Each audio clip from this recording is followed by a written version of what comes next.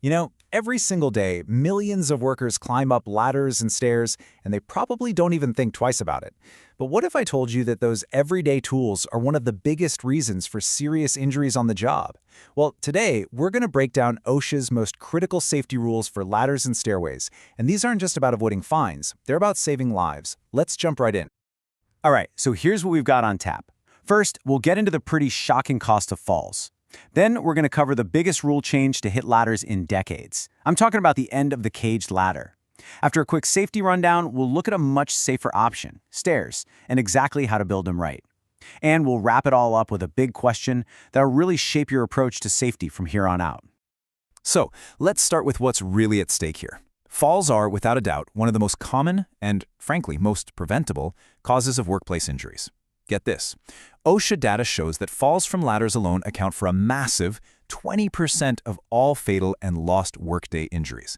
Think about that for a second. That's 1 in every 5. And if you need proof that this is a huge problem everywhere, look no further. In 2022, violations related to ladders and stairways were the 4th most common citation that OSHA handed out. That means inspectors are seeing the same dangerous mistakes being made all over the country over and over again. It's a huge red flag that a lot of places are really struggling to get this right. So it really makes you stop and ask yourself, right? Are my workers really climbing safely? Because the moment we get a little too comfortable with these everyday tools, that's exactly when we leave the door wide open for a disaster. And here's something that might surprise you. Most of the time when someone gets hurt on a ladder, it's not because the ladder broke. Nope, it's because of simple human error. We're talking about stuff like overreaching just a tiny bit too far or misjudging that last step on the way down. These little miscalculations, the ones we all make, are where the real danger is hiding. And since we know human error is such a big piece of the puzzle, OSHA made a huge change to engineered safety systems.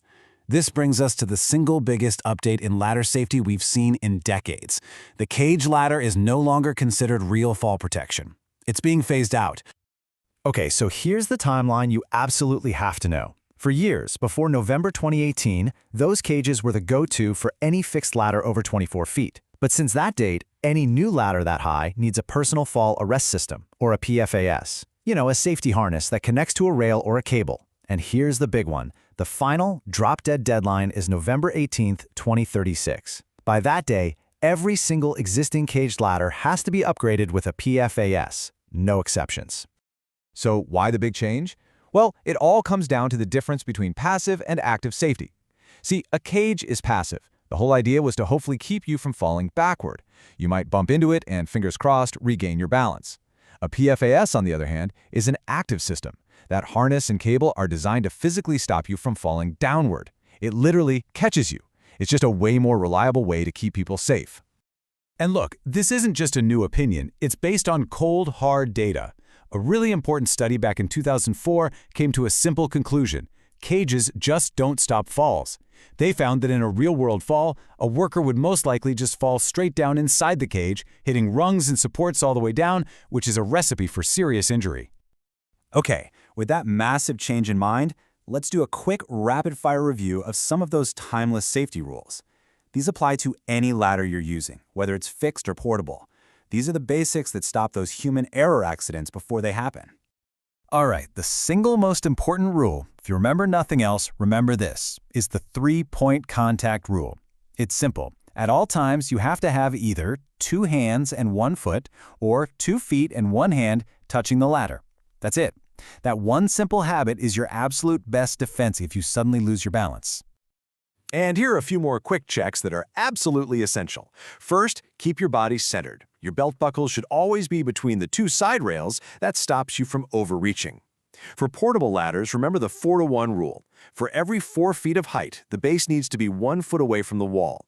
You also have to extend the ladder at least 3 feet above whatever you're climbing onto so you have something to grab. And of course, always secure the ladder if the ground's unstable. And please just give it a quick once-over for any damage before you use it. Every single time. Okay, so we've talked a lot about making ladders safer. But what if the safest ladder isn't a ladder at all? Yeah, in a whole lot of situations, both OSHA's rules and just plain old common sense are pointing to a much better, much safer option: stairs. I mean, when you really stack them up side by side, the advantages for stairs are pretty obvious. They're way more stable, which immediately cuts down on fall risk. They can handle a lot more weight, so it's safer to carry tools and gear up and down. Plus, they don't require all that specialized ladder training, and they're just more accessible for everyone on the crew. So, if you're thinking about putting in stairs, you've got to know the blueprint. Let's break down the key numbers from OSHA's rulebook, Standard 1910.25. Getting these dimensions right isn't just a suggestion, it's the law. First things first, the angle. A standard industrial staircase has to be set at an angle somewhere between 30 and 50 degrees from the ground. Any steeper than that, and it starts to feel more like a ladder. Any shallower, and it just takes up way too much floor space. That 30 to 50 degree range is the sweet spot for safety. Okay, next up are the steps themselves. This number, 9.5 inches, is super important. The vertical height of a step that's called the riser can't be more than 9.5 inches, and the flat part you step on, the tread, has to be at least 9.5 inches deep.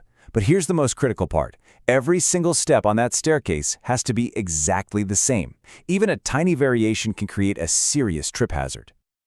And what about width? There has to be at least 22 inches of clear, open space between the handrails. And this isn't just some random number. It's designed to make sure a worker has plenty of room to walk up and down safely, even if they're carrying tools or materials. Of course, one size doesn't always fit all. OSHA actually recognizes three main types of stairs. You got your standard stairs, which we just covered. Then you have spiral stairs, which are great for tight spots, but have their own rules for width and tread depth. And for really cramped spaces, you might see ship stairs. They're so steep, they're almost a ladder-stair hybrid, and they have very specific requirements. All right, let's bring this all home and look at the big picture. We've gone over the rules, we've talked about the risks, and we've looked at the alternatives. Now it really all just comes down to making a smart choice. So here's the real takeaway from all of this. Choosing between a ladder and a set of stairs, that's not just a simple question of how to get from point A to point B. It's a fundamental decision about your company's entire safety culture. It's a direct reflection of how seriously you take worker safety and efficiency. So, I'll leave you with this final thought to chew on. OSHA is clearly steadily moving towards more engineered, more proactive safety solutions. The big question for you is, are you just going to react and barely meet today's rules, or are you going to get ahead of the curve and build a workplace that's ready for the safety standards of tomorrow?